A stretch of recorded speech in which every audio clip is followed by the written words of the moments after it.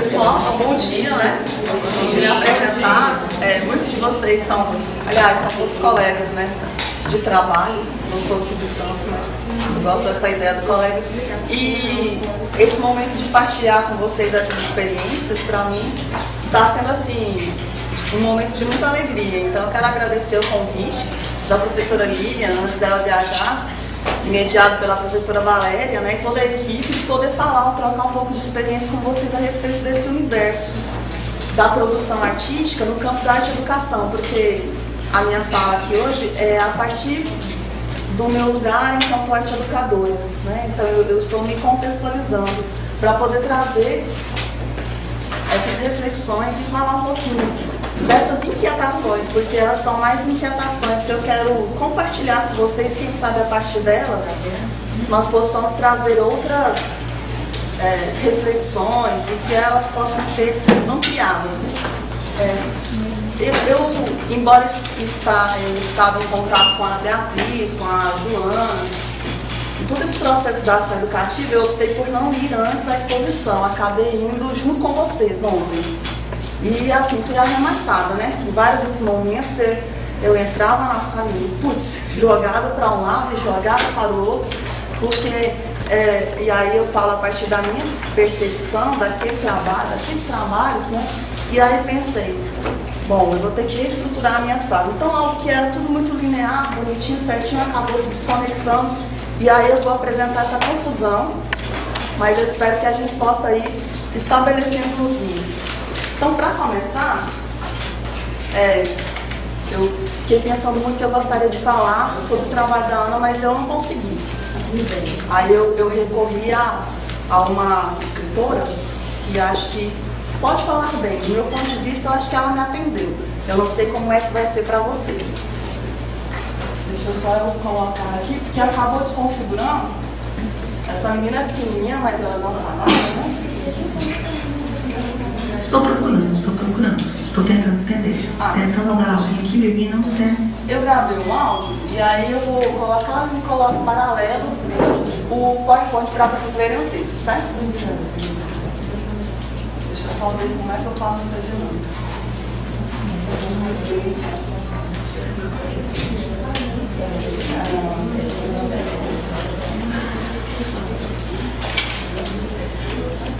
Estou procurando. Estou tentando entender. Tentando dar algo que vivi, não sei aqui.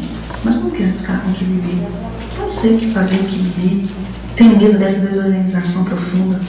Não confio no que me aconteceu. Aconteceu-me alguma coisa que eu, pelo fato de não saber como viver, vivi uma outra. A isso quereria chamar desorganização. E teria a segurança de me aventurar, porque saberia depois para onde voltar, para a organização anterior. A isso prefiro chamar desorganização, pois não quero me confirmar que vivi.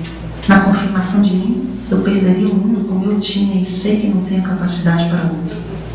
Se eu me confirmar e me considerar verdadeira, estarei perdida, porque não saberei onde gastar no mundo modo de ser. Se eu for adiante nas minhas visões fragmentárias, o mundo inteiro terá que se transformar para eu caber nele. Não. Sei que ainda não estou sentindo livremente, que de novo penso porque tenho por objetivo achar, e que por segurança chamarei de achar o momento em que encontrar o meio de sair.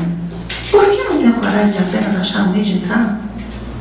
Sei que entrei, sim, mas assustei-me porque não sei para onde dá essa entrada, e nunca antes eu me havia deixado levar, a menos que soubesse para o que. Ontem, no entanto, perdi durante horas e horas a minha montagem humana.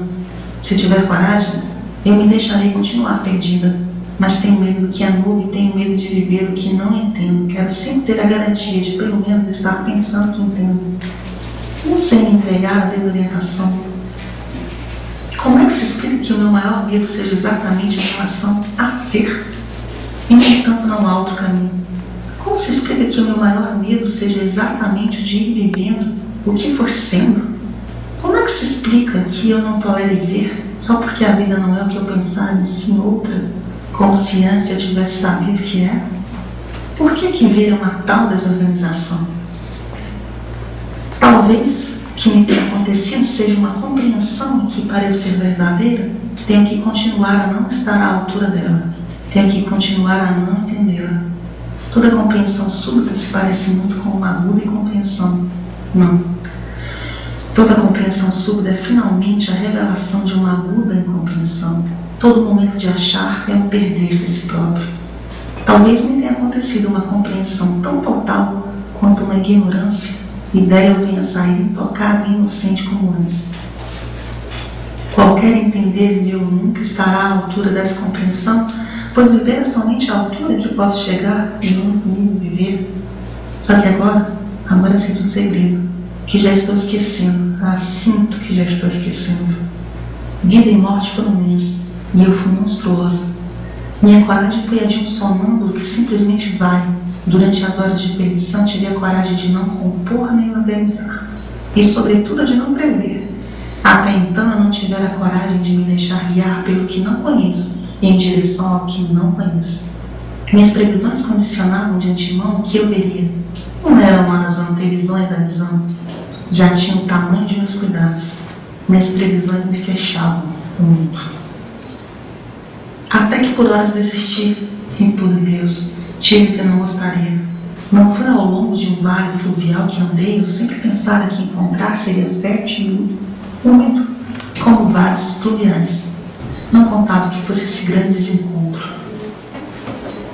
Para que eu continue humana, meu sacrifício será o esquecer?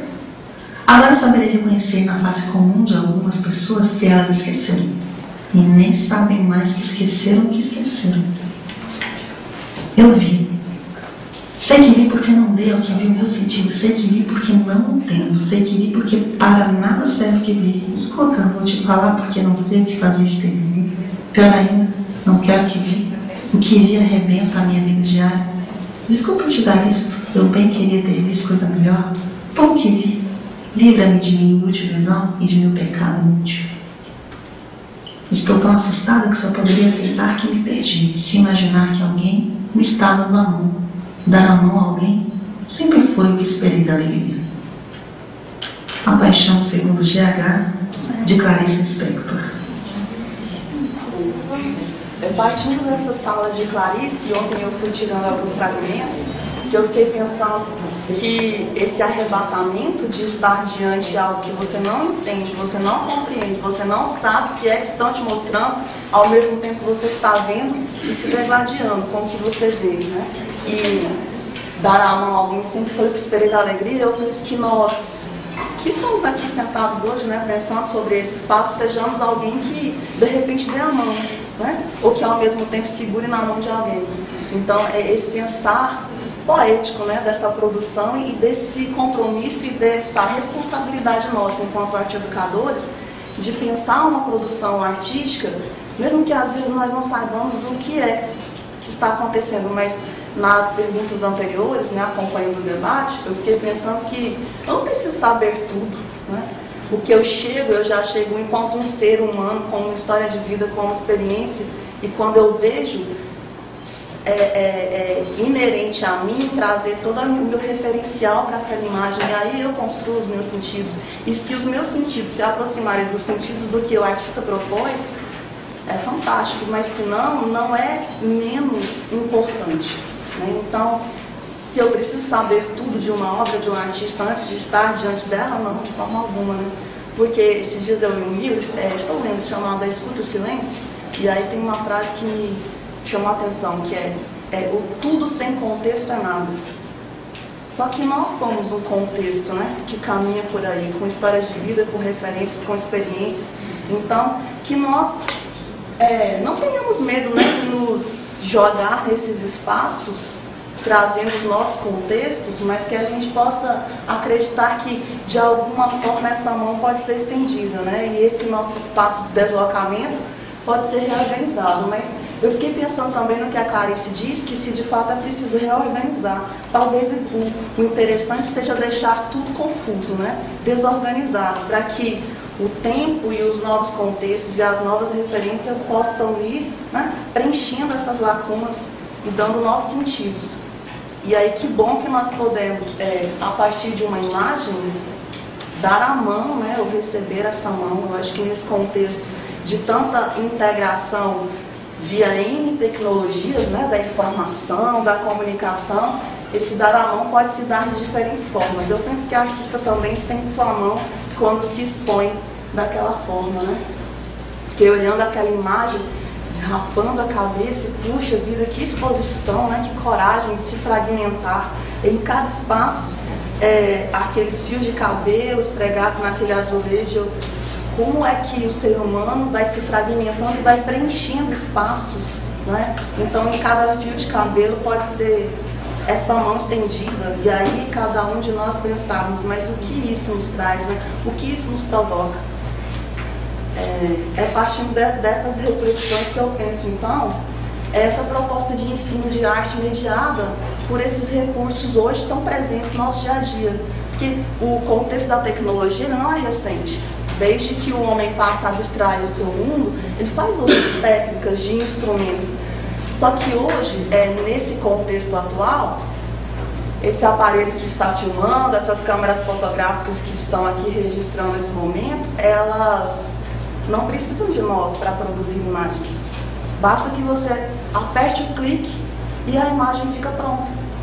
Já observaram isso ou pararam para pensar? Não. E por isso a facilidade de tantas imagens, e às vezes num determinado momento você tira tantas fotografias que de repente nem tem tempo de revê-las, porque são milhares, né? E aí elas vão para um espaço de memória, né, proporcionado por essas tecnologias de armazenamento de dados, e lá nesses espaços elas ficam lá ganhando o seu tempo, sendo acumuladas. Aí vem um vírus e destrói tudo e você, puxa, perdi minhas imagens. E às vezes você pode ficar triste porque vai a um passeio e não leva a câmera fotográfica. Não trouxe a câmera fotográfica, olha, né? Parece que para ver o mundo desse contexto que nós falamos, parece que é preciso estar mediado por esse enquadramento. E aí, de repente, o nosso ponto de vista vira um retângulo, né? E o que está fora desse retângulo? É claro que isso é um enquadramento, mas o que está ali dentro? Qual é a nossa intenção nessa produção? Então, esse meu diálogo com essa produção, a partir do ensino de arte, começa em 2003, mais ou menos, eu lá na minha sala de aula, no Colégio Estadual Juvenal José Pedroso, e vendo os meus alunos mexendo com uma série de instrumentos, né, produtores de imagens, eu, puxa, de alguma maneira eu poderia aproveitar isso para construir alguma proposta. E ainda não havia me tocado. Eu tinha uma graduação, sou bacharel em artes visuais, e num contexto eu fazia licenciatura. Daí, em uma disciplina aqui na Faculdade de Artes, a professora Eliane Chaude, uma disciplina de ateliê, propôs um exercício de memória. Nós vamos trabalhar com memória. E aí, cada um de nós fazendo pesquisas, eu me deparei com uma série de memórias, aí você tem que selecionar que memória é essa, né, que você vai trabalhar. Acabei de olhar para esse copo e lembrei do copo da Ana Beatriz, né, assim, eu dou um susto, né? Eu fiquei pensando, bom, aí comecei a buscar essas memórias, aquilo que me provocava naquele momento, e acabei produzindo um trabalho meio híbrido, misturando desenho, fotografia, som, e aí acabei gerando uma coisa que não era o que eu já havia feito. Isso fui avaliada nesse trabalho, depois surgiu uma oportunidade de apresentar num momento de grupo, uma oficina, inclusive, que a Ana Beatriz participou, não foi? E já em 2006. Aí eu lembro do vídeo que a Ana Beatriz apresentou e faço uma série de relações hoje. Em 2006 ou 2010 eu consigo relacionar uma série de ideias. Então produzi esse vídeo e fiquei pensando, poxa, se eu produzir, se mexeu comigo, né, se eu conseguir trazer as minhas intenções, será que lá na minha sala de aula eu conseguiria mediar essa proposta também? Daí eu trouxe o vídeo para mostrar para vocês.